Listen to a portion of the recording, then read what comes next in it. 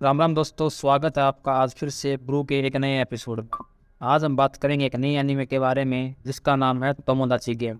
ये एक psychological thriller anime है और इसके टोटल 12 एपिसोड ही अभी तक आए हैं। इस एनीमे में बेसिकली 5 लोगों का ग्रुप होता है, वो आपस में फ्रेंड होते हैं और इन्हें एक दिन रात को कोई मिस्टीरियस वे में स्कूल के बाहर बुला देता है। बेसिकली इन्होंने पैसे इकट्ठे किए होते हैं, 2 मिलियन वर्थ चोरी हो जाते हैं और उसी के बाद का इंसिडेंट रहता है। तो ये सभी लोग अपने स्कूल के बाहर इकट्ठे होते हैं। इसमें हमारा मेन कैरेक्टर रहता है कातागिरी। कातागिरी बोलता है मैंने तुम्हें नहीं बुलाया, ये बोलते हैं तुमने मैं बुलाया है। तो वहाँ पे इन्हें पीछे से कोई एम्बुश कर लेता है और इन्हें किडनैप कर लेता है। इसमें कैरेक्टर रहते हैं शिबे, सावारागी, टेंजी मिकासा, अपना मेन कैरेक्टर इरिची कातागिरी एंड कोकोरोगी। तो इन्हें किडनैप कर कर एक बंदा ले जाता है जिसका नाम होता है मानेबू। मानेबू एक डॉल होता है जो बेसिकली एक पुराने एनीमे से बोल लो, बच्चों वाले कार्टून से बोल लो, एक जापानीज़ कैरेक्टर होता है। तो मानव ने बताता है कि तुम में से किसी एक के ऊपर 20 बिलियन येन का कर्ज है और वो चुकाने के लिए तुम्हें ये गेम खेलना होगा। तुम ये गेम छोड़ सकते हो बट वो उसको बेचारे को अकेले कुछ चुकाना पड़ेगा। तो ये सब अपनी दोस्ती का वास्ता लेके बोलते हैं हम लोग दोस्ती निभाएंगे और ये गेम खेलेंगे और उस बेचारे का हम कर्ज उतरवाएंगे। मानेबू उन्हें पहले गेम के रूल समझाता है कि तुम्हें 5% दिए जाएंगे, उनमें से तुम्हें एक का ठीक उत्तर देना है और तुम लोग जीत जाओगे। वैसा बिल्कुल ना सिंपल गेम बता देता है। बट इसमें ट्रिक ये रह जाती है, जैसे ही गेम स्टार्ट होता है ये लोग फद्दू से फद्दू क्वेश्चन का भी चूतिया आंसर देते हैं। यस नो देना होता है उसमें भी गलत कर रहे होते हैं। जैसे एक हफ्ते में गिने देते हैं 7, 1 + 1 गिने देते 2। ये पसंद जानबूझ के गलत कर रहे होते हैं। गेम के रूल्स कुछ ऐसे होते हैं कि सब लोग अपना डेप्थ निकालने में निकले होते हैं। तो कारागिरी जो अपना मेन कैरेक्टर होता है वो सोचता है भाई सब अपने ही निकालने पड़े हैं, उंगली टेढ़ी हो या सीधी हो। तो कारागिरी अपना दिमाग लगाता है और कैसे ना कैसे करके इन चूतिया लोगों को गेम जिता देता है। यही नहीं, अभी और सुनिए। थोड़ा बहुत सस्पेंस बढ़ जाता है, कैसे ना कैसे गेम जीत जाते हैं और इनमें पता लग जाता है कि कारागिरी एक सिंपल बंदा तो है नहीं भाई साहब, ये बंदा गांड फाड़ है, कुछ ना कुछ करके रहेगा। तो कारागिरी के बारे में थोड़ा बहुत फ्लैशबैक चलता रहता है, इसके बैक स्टोरी के बारे में। तभी इसकी जो मेन साइड कैरेक्टर रहती है सावारागी, जो मेन हीरोइन लगा लो इसकी, वो इसके साथ बात करती है और बताती है मैं तुम्हारी तरह हूँ। क्या बात है सर, क्या बात है सर, क्या बात, ये बात है। नेक्स्ट गेम स्टार्ट होता है जहाँ पर इन्हें ऐसे लगा लो लंगड़ी टांग खेलना होता है, बट वहाँ पे कुछ और तरह के रूल्स होते हैं जापान में, वो वाला सिंगन होता है। इसमें गेम के रूल बिल्कुल सिंपल होते हैं।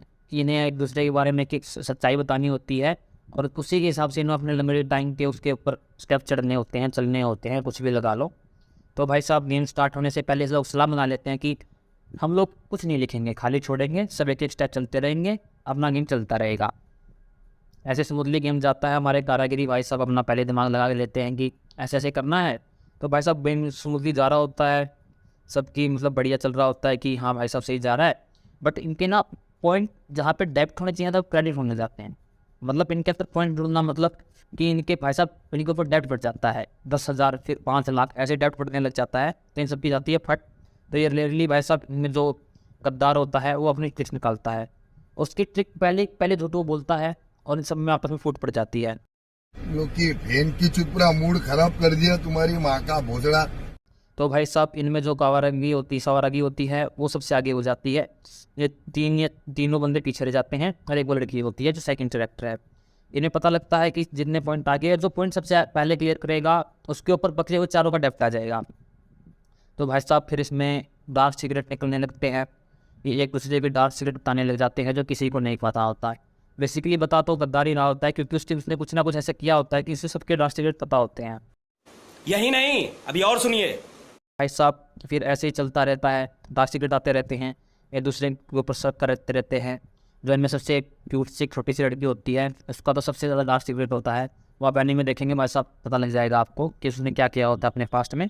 बट कारागी अपना सबको साथ लेने का चलता है, बोलता है साथ रहो, ऐसे मत करो। बट वही है जो इनमें ईविल बंदा होता है उसके कारण चुल मिटने वाली थी। तो फिर हमें धीरे धीरे इसी एपिसोड के अंदर पता लग जाता है कि जो इसमें एक बंदा है टेंजी, वही ये सब कर रहा होता है।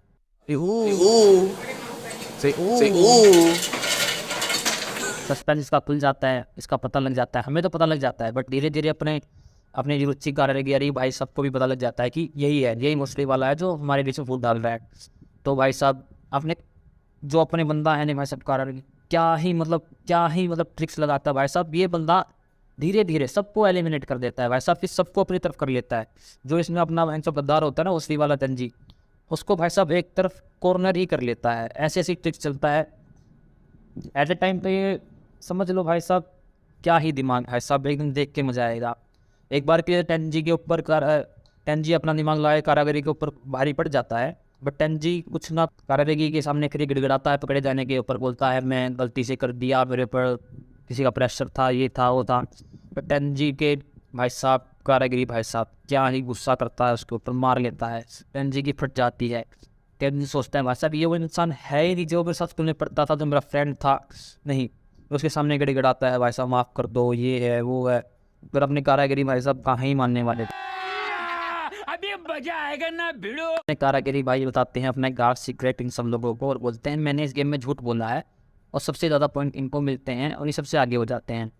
फिर अपने ये तंजी भाई भी बताते हैं कि मैंने भी झूठ बोला है, और ये सब मैंने झूठ इसलिए बोले हैं क्योंकि मैं भाई साहब कारागिरी भाई साहब से प्यार करता हूँ मैं की। तो भाई साहब ये करते हैं कारागिरी भाई साहब को किस, और चल देते हैं तीसरे राउंड की तरफ, और कूद जाते हैं सेकंड राउंड से सीधा तीसरे राउंड। करना परेशान हो गए हम लोग 2.5 साल से। तीसरे राउंड के स्टार्टिंग में ये कारागिरी भाई को बताते हैं कि जिस लड़की की सावरागी को, जिसको जब मेन कैरेक्टर की साइड स्टिक समझ रहे थे, वो कितनी ही डार्क है, उसने क्या क्या किया है इसके साथ, इसकी कैसे दोस्ती तोड़वा दी। और फिर ये बताता है कि उसी चक्कर में इसने तोमोदाची गेम्स ज्वाइन किया था इससे पहले, इसके बाद इसके पिता की डेथ हो गई कुछ सस्पेंशन वे में। तो भाई साहब ये बंदा उसी का बदला लेने के लिए इस गेम में दोबारा आया है। तेंजी कारागिरी से रिक्वेस्ट करता है कि तुम मुझे गेम क्लियर करने में हेल्प करो, और मैं जो इस गेम के पीछे चुतिया लोग हैं जिन भोसड़ी वाले ने मेरे पिता को मारा है उनका सफाया करना चाहता हूँ। तो अपने कारागिरी भैया इसकी रिक्वेस्ट मान लेते हैं, और तीसरा गेम हो जाता है स्टार्ट। तीसरे गेम में इनके साथ एक लड़की और ऐड हो जाती है, क्योंकि ये बेसिकली हाइड एंड सीक का गेम होता है। इसके रूल्स होते हैं कि एक बंदा छुपना होता है हर ग्रुप का, दोनों ग्रुप में से, और बाकी के जो बंदे हैं दूसरे बंदे के ग्रुप के वाले को ढूंढने की कोशिश करेंगे जो छिपा होता है। तो जो बंदा छिपेगा वो एक जगह से हिल नहीं सकता। तो तेंजी भैया होते हैं जो छिपे होते हैं। 3 दिन से तेंजी भैया ने कुछ खाया नहीं होता, इसका दिमाग ख़राब होने लगता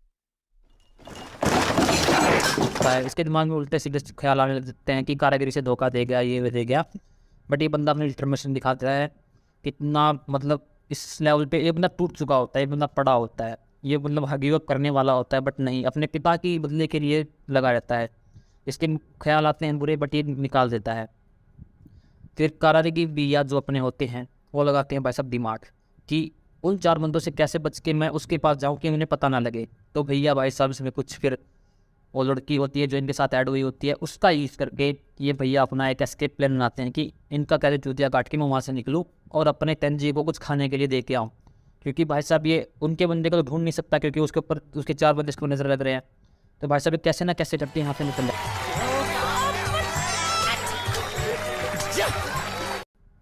जैसे ही कारागिरी वहाँ से भागता है, उसके 2 बंदे दूसरे ग्रुप वाले इसके पीछे पड़ते हैं, बट ये कैसे ना कैसे करके वहाँ पहुँच जाता है। फिर हमें पता लगता है भैया ने भाई साहब उस लड़की को ही बाट से धक्का दे दिया, और वो 2 बंदे उसको बचाने में लगे रहे। फिर हमें एनीमे में पता चलता है जिस बंदे को हम इस पूरे गेम में सबसे चूतिया बंदा समझ रहे होते हैं वो उस गेम का मास्टरमाइंड होता है, वही जो इनके पॉजिटिव टीम होती है उसका लीडर होता है। और वो बंदा भाई साहब कारागिरी को अपने घुटनों पर ले आता है, और वो बंदा कारागिरी को इतना तोड़ देता है कि वो उससे तेंजी की लोकेशन निकलवा लेता है। वो बंदा कैसे ये करता है, कैसे तेंजी की लोकेशन निकालता है, वो एनीमे देखिए, सस्पेंस है, वो आपके लिए देखना पड़ेगा, तभी आपको पता लगेगा। वो बंदा भाई साहब जाता है, तेंजी को पकड़ लेता है जहाँ पे छिपा होता है।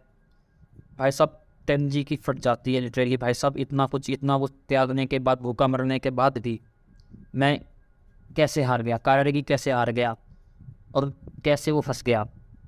तेंजी भाई साहब बिल्कुल मतलब फुल टाइम टूट चुका होता, वैसा हो जाता है। बट फिर एक वही बात है, अपने कारागिरी भैया ऐसे थोड़ी ना मानने वाले हैं। भाई साहब ऐसा घाट फाड़ प्लान लग करके रखते हैं पहले ही कि सबकी फटी की फटी रह जाती है।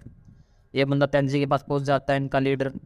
उधर भाई साहब कारागिरी भैया कांड करके गेम जीत चुके होते हैं। इसके पहुंचने से पहले भाई साहब वो बंदा गेम जीत चुका होता है, और ये बंदे भी भाई साहब हार के अपने वापस चले जाते हैं।